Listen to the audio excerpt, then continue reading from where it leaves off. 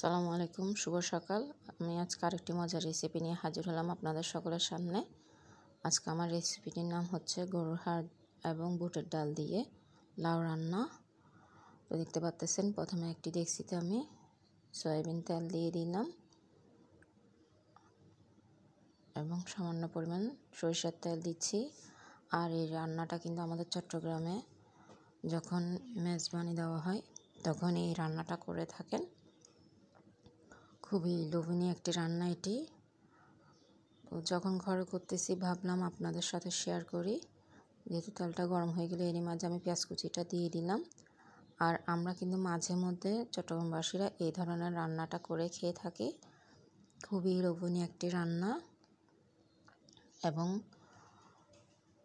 গরম ভাতের সাথে খেতে খুবই ভালো লাগে, বিশেষ করে সিদ্ধ চাউলের ভাতের সাথে খেতে। এরই মাঝে কিন্তু আমি তেজপাতা, এলাচ, দারুচিনি, লবঙ্গটা দিয়ে দিলাম।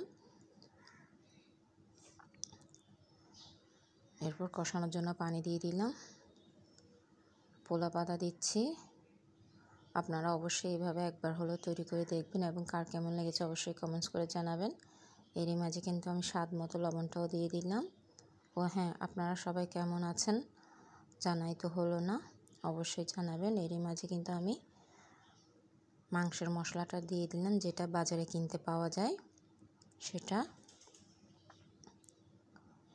আর আমার ভিডিওগুলো যদি ভালো লেগে থাকে অবশ্যই শেয়ার করে দিবেন যাতে অন্যরা দেখার সুযোগ পায়।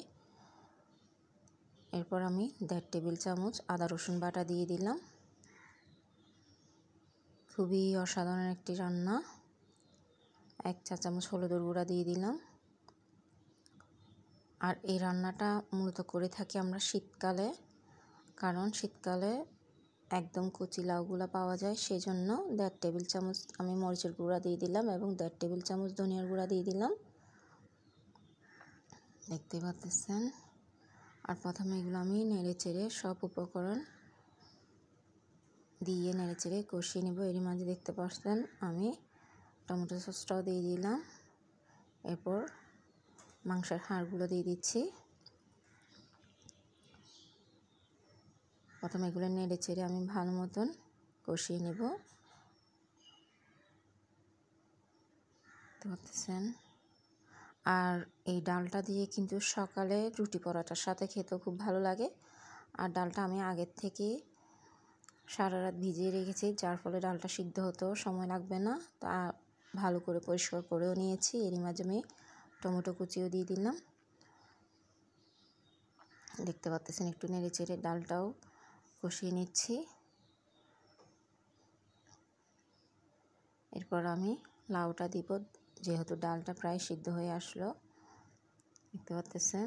আবার এবং ডালটা কিন্তু পুরোপুরি সিদ্ধ করা যাবে না, তাহলে দেখা যাবে ডালটা বেশি গলে গেল আর লাউটা সিদ্ধ হলো না কিংবা গললো না, সেই জন্য সে অনুপাতে দিতে হবে। তো আমি এখানে পানি দিয়ে দিলাম। আর এই পানিতেই কিন্তু লাউ এবং ডাল পুরোপুরি সিদ্ধ হয়ে যাবে। আমি কাঁচামরিচ ভেঙে দিচ্ছি। দেখতে পাচ্ছেন দোনোটা কিন্তু হয়ে আসলো।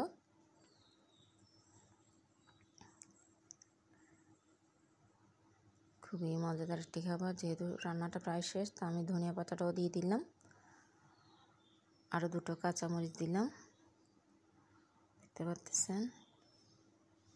তো মশলা তৈরি হয়ে গেল আমার গরুর হাড় দিয়ে এবং বুটের ডাল দিয়ে লাউ রান্না। আশা করি আপনাদেরও ভালো লাগবে। কে কোথায় থেকে দেখতেছেন অবশ্যই কমেন্টস করে জানাবেন।